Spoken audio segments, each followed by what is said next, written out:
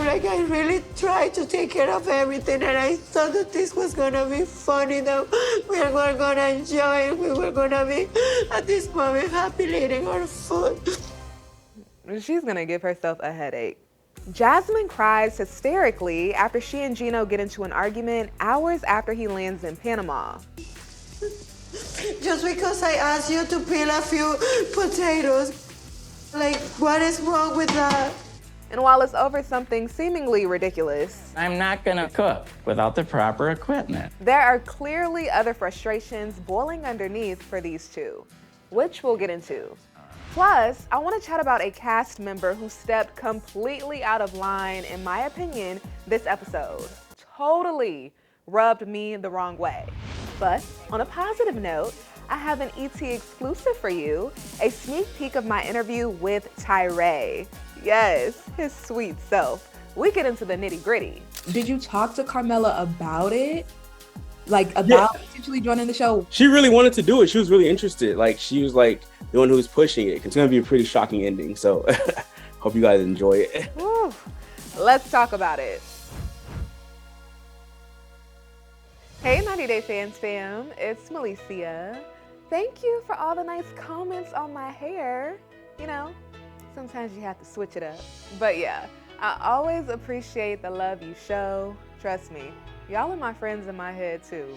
You encourage me on days when I need it the most, so I really appreciate that. Y'all are my day one. And on another note, happy Juneteenth to those who celebrate. All right, who should we talk about first? Tyray or Razvan? Let's go ahead and do Razvan, just so we can get him out the way. That's how bad he irritated me.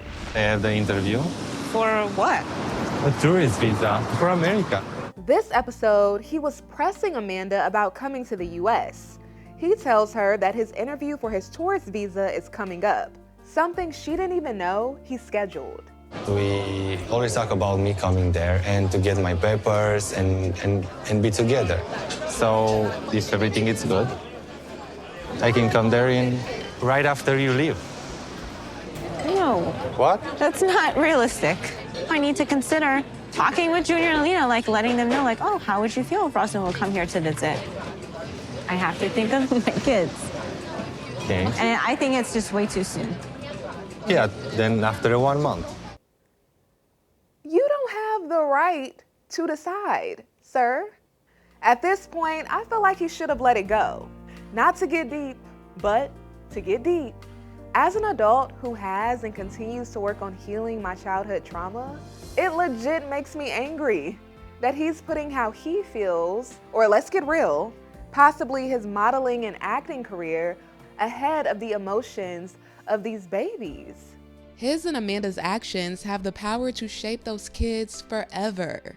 It hasn't even been a year since their dad died, and he's pushing to come live with them because he likes their mom? It's coming off real selfish. I feel like you really don't want me there. Boy, bye.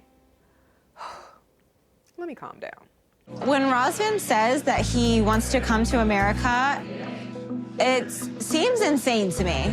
And I think it's just way too soon. Like, there's just too much I have to figure out. And, you know, it seemed like he was disappointed.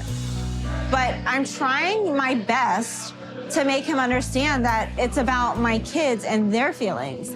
And that's my job as a mom, to do what's best for them and put my feelings, you know, behind theirs. Razvan then tells Amanda when she goes home to tell the kids they are a couple, which is absurd. Does he think this is a game? I'm so confused. These are people's lives, their futures. You don't even know how they feel about me. Okay, I can tell you that they would not be okay with you coming right after I leave here and like staying in our house. I don't know, I just don't want to wait like such a long time, like 1 year or... Like, are you telling me I'm not willing to wait and be by your side to make sure your children are okay with it for 1 year? Amanda, in my opinion, it's time to go home, sweetheart. Y'all have only been dating for 4 months. You can't be that in love. Just end it now. To make matters worse, Earlier in the episode, Amanda's son called her and said this to Razvan. Right before we left Razvan's apartment, my son Junior called and he asked to talk with Razvan, and then out of nowhere, Junior says, "Oh, my dad died." Him and Razvan talk about it a little bit, and then I tell him, even though his dad died, he's still all around, and he's like, "I already know that," and then he ran away. Oh, man. So I'm assuming Amanda thinks her kids aren't aware that she's dating, but they know something is up. Just because you're a child doesn't mean you can't put together context clues. As adults, we always think kids are busy playing, they're not listening, but I remember being a kid and being very nosy, especially when it came to the well-being of my parents. You said what about my mom? Yeah. It kind of caught me off guard. I don't know why he said that to Razvan. I don't know. It's also the fact that he said it to Razvan. Amanda should consider getting some help or guidance on how to navigate the loss of her husband. The last thing I want to do is judge her for her actions because I'm not in her shoes, and Lord forbid I ever will be. But it's pretty obvious that she's feeling lost, understandably, and she needs some help. It just makes me feel like sad and makes me feel like I don't know if I should have come here or not, you know? I think it was the right decision to come here. It's a chance for us to be happy. But a chance for us versus like my children's well-being. Like, I don't want to like hurt them. I know, but I think they are fine. You don't even know them.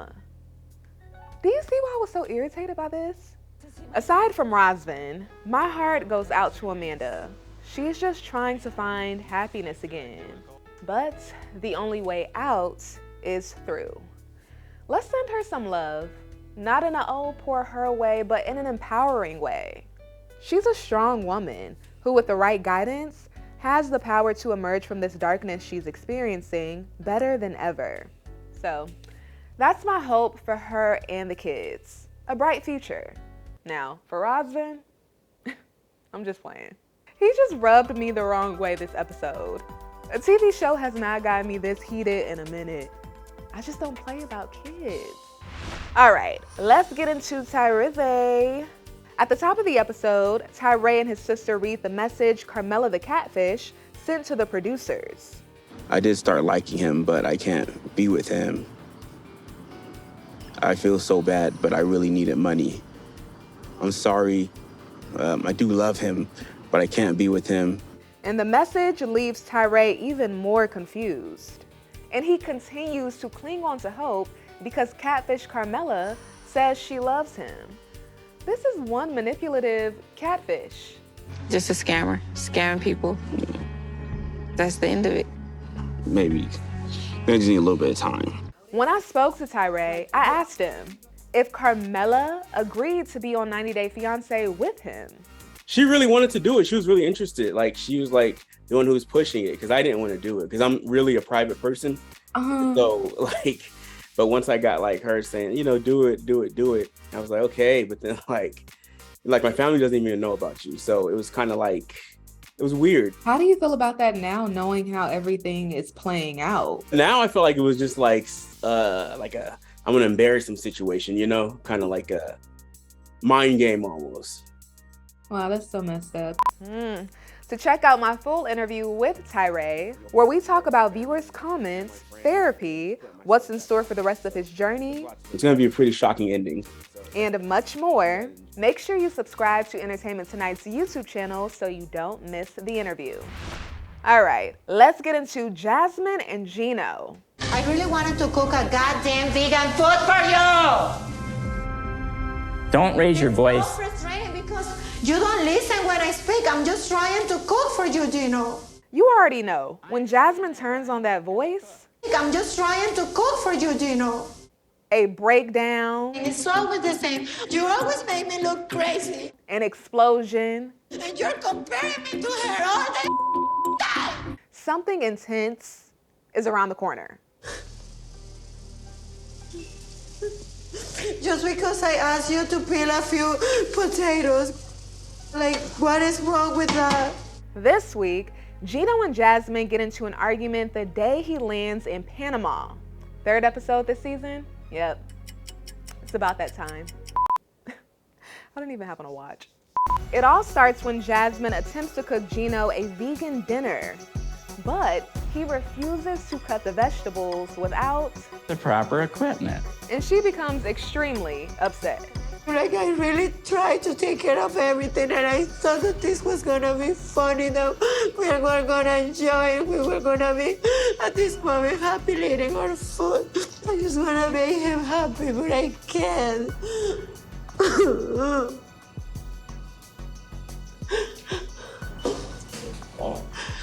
Jasmine, get it together, my girl, get it together.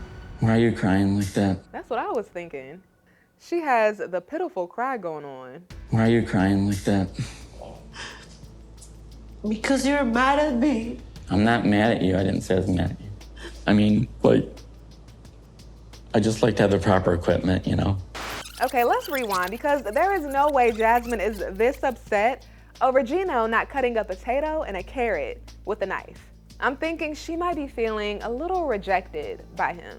When she picked him up from the airport and they got back to her place, Jasmine gave Gino a tour of her luxury apartment that he pays $3,000 a month for. And while he's impressed, he admits he's not really feeling how materialistic Jasmine is becoming. When I first met Jasmine, she wasn't into, more luxurious things. She got by in a lot less. But her taste in luxurious lifestyle is becoming more and more important to her, it seems. And when she comes to Michigan, I don't know if I'm gonna be able to offer her the lifestyle she's looking for. It could lead to disappointment for her, and so it's not, it worries me. Gino is like, I can be your sugar daddy on this level, not this level. I'm joking. But seriously, I'm getting this vibe from Jasmine. Yesterday's price is not today's price. Basically, it sounds like Gino is worried he can't afford his fiancé. And he claims that after seeing her spending habits and seeing how she pushes him for things she wants, it turns him off in the bedroom. It's not making me feel good about our future together. But I'm gonna be honest, I'm not sure if that's the truth or just an excuse. An excuse for what? I don't know. You wanna try the bed to see how, you like it? I don't have to try it right now, if that's what you're asking. Gino's eyes just went all over his head. It's like he didn't want to roll them, but he couldn't help it. And then he tried to soften it up with a smile. They eventually make their way to Jasmine's room, and Gino has his shoes and airport clothes on her bed. That is a no-no. It didn't bother her, but it bothered me. Anyway, Jasmine starts to try to seduce Gino. I can even remember when was the last time I had sex with Gino. And he's just not feeling it. I'm not wearing a bra. Okay. You gonna feel? I'm just trying to enjoy the bed, feel how comfortable it is. Well, that was awkward. What do you think is going on with Gino? Why is he avoiding getting intimate with Jasmine? Do you think it's because of her spending habits? Something else I thought about? Maybe at this point, he's just not as comfortable talking about sex so much on TV. And lately, Jasmine has been laying it on hot and heavy. And might I add, she's been unapologetic about it. I'm very interested in having anal sex with Gino. So I asked my friend to bring me butt plugs so we can prepare my Yeah. But then again, they are not on camera 24/7. I don't know. Time will tell. We haven't seen each other in months, baby. Do you want me? Do you want me? That sounds like it was straight out of a telenovela. Papi, do you want me? I'm asking you that. My behavior is completely normal. like any other girl, you know, fiance will do after not seeing her man. So you want to do right now, taking it, and that's it? Okay. Fast forward, Jasmine is cooking in the kitchen, and Gino comes to join her. That's when the argument starts about him not cutting the potato. It's not easy to peel potato with a giant knife. Jasmine tries to order me around sometimes, and it just frustrates me. I am not a pushover, and I'm not gonna let Jasmine push me around. Not the beat. What about it? Peel it. With what? With a knife. No, I need a cutting board. Gino's probably thinking, you're not about to have me in the hospital tonight with a cut finger. I'm not mad at it. Things go from Gino refusing to cut the veggies to this. Just because I asked you to peel a few potatoes, like, what is wrong with that? I think the breakdown is due in large part to Jasmine wanting some attention from Gino. I've never acted out like that, but when I want some attention from my man, I can get a little cranky.